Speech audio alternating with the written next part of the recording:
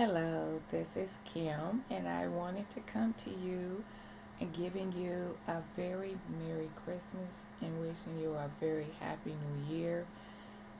Here at SOSG, Standing on Solid Ground, we are getting ready to enter into our second year of being with this podcast, and I want to thank you all for viewing, for coming by, visiting, for commenting, both good and bad. We appreciate your feedback. We appreciate your support.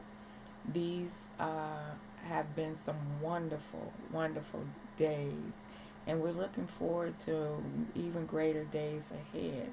But I wanted to take this time out to wish everyone a very Merry Christmas and a happy, happy New Year. It has been challenging, it has been a lot of fun, but most of all, we had to stay consistent. And we found it being very difficult to run a podcast, have full time jobs, going to school. It's been many, many challenges. But we want to take this time out to say thank you for following us, standing on solid ground, and for giving us the support that we needed and encouragement and the motivation that we needed to keep going. To know that someone is listening, to know that someone is hearing what we have to say. We are not trying to change anybody's minds in a good way or a bad way. But what we're trying to do is inspire and to motivate each and every individual in their journey of life. And whenever I think about Christmas, I always go back to my mom and my dad. My mother would be in the kitchen cooking, and my dad would be like three-fourths of a way or a quarter of a way down or sitting down, getting ready to watch the football game. When all of a sudden, out of the kitchen, he would hear this voice say, "Honey, I need you to help me with something." And my dad would get so mad and so upset in regards to why didn't you ask me that when I was in the kitchen a few minutes ago or a second ago? But I think that she got a kick out of him getting up, coming back in the kitchen, getting whatever it is that she needed, and then go and try to watch the football game. But that was never successful. Those are moments that I can only remember now.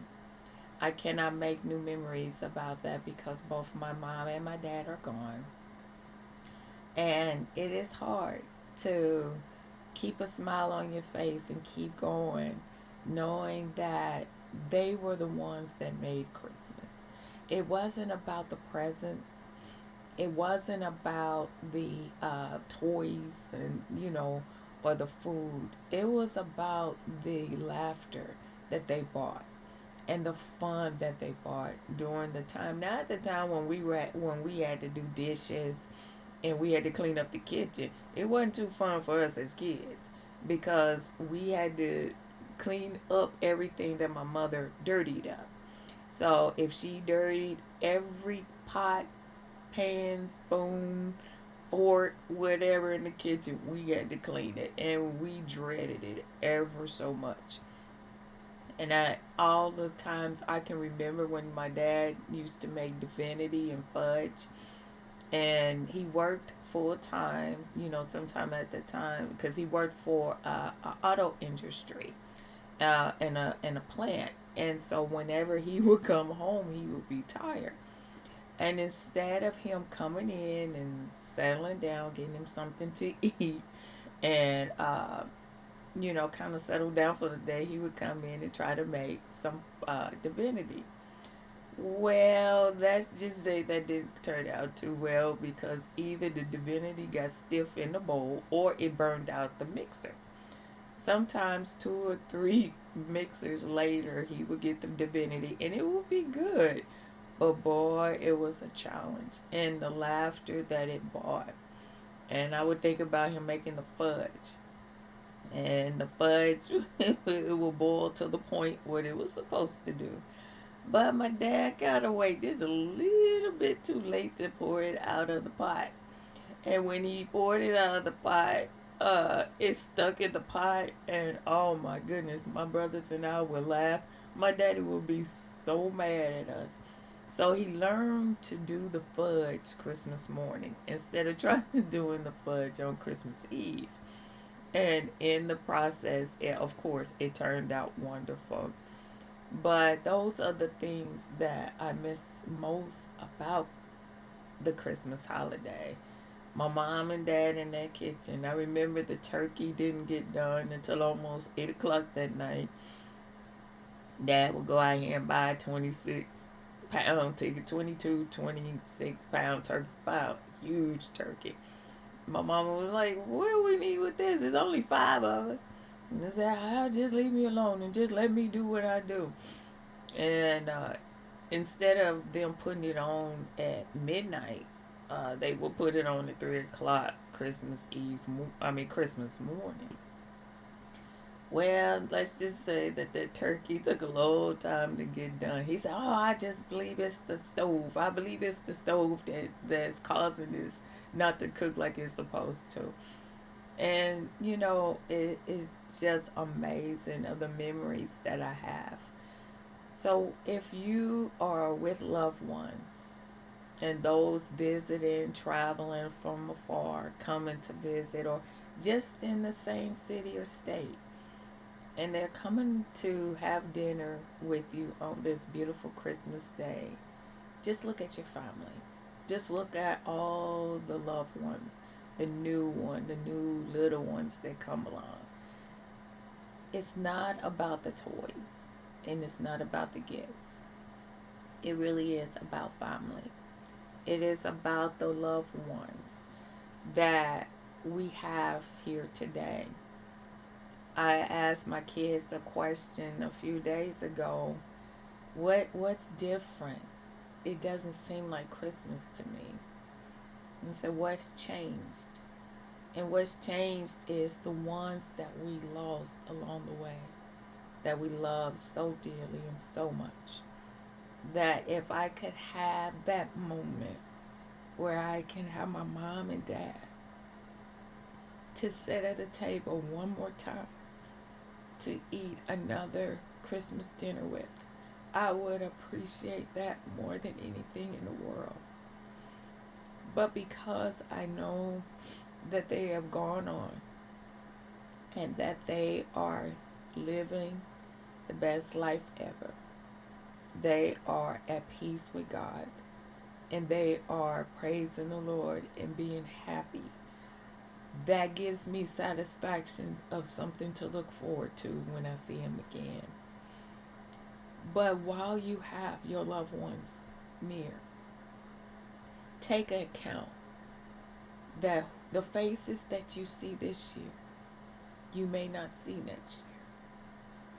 That you may not be able to touch or be able to kiss or hug that individual or those persons anymore. Don't take for granted because you see them this year that they'll be here next year. Put aside all the strife, the hurt, the pain, the suffering. Put aside all the arguing and the bickering and the things that you never got resolved. It's not worth it. Because who you see this year, you may not see next year. And who you think will be here or they're going to live forever may not be the ones that'll be there even into the new year. So whenever you sit down at your Christmas table and you're surrounded by all your loved ones, all the new little babies and those that are seasoned, in which I don't call them old, I call them well seasoned. Listen to the stories. Listen to the triumphs that they went through. Let's put aside arguing and bickering because we just don't know. We just don't know. Who would have ever thought that your parents won't be here to be able to celebrate, to be able to say, "Mama, can you teach me how to make this?" Or "Mama, can you show me how to do that?" Or Daddy, can you help me with this? Or they're not there anymore. And while you have your mom and your dad and your grandmother, grandfather, take that time to say, I love you. I appreciate you. Merry Christmas. Their life on this earth is the greatest gift that you can ever have. Because once it's gone, it can never be replaced. You can burn a turkey. You can burn a turkey. You can uh the dressing might be a little dry. The gravy might be a little stiff where it doesn't pour out like it's supposed to. But you replace all of those things. One thing you cannot replace is your family. So take time out to treasure the ones that have traveled so far to be with you and to celebrate this holiday with you. And I pray and I ask God to touch the hands that prepare the meals. I pray and ask that your blessings be across your family table and that no strife, no bickering, no fighting, just nothing but love surround you, each and every one of you. Have yourself a Merry Christmas and a very, very Happy New Year. This is Kim with Standing on Solid Ground. You have a wonderful and blessed day.